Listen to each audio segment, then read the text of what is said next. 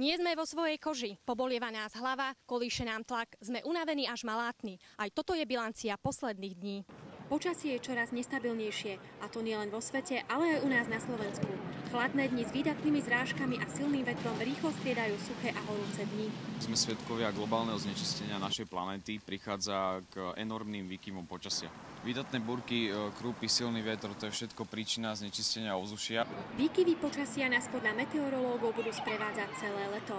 To ale nemusí dobre znášať ľudský organizmus. Najviac nás trápia práve horúčavy. Horúčava horšie. Cítim to v klboch a som malátna. Cítime to. Poriadne to cítime. Musíme si dávať pozor. Máte aj nejaké zdravotné problémy?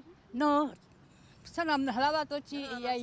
Veľký pozor by si mali dávať najmä staršie ročníky, ľudia so srdcovo-cievnymi ochoreniami a vysokým krvným tlakom. Podceňovať horúčavy sa ale neoplatí ani mladým. Najviac na tých festivaloch, keď zaspia, sú potúžení alkoholom a môže tam vzniknúť úpal.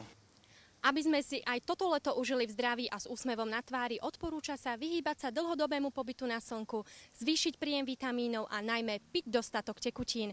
Pre redaktorskú školu Eva Hilmerová.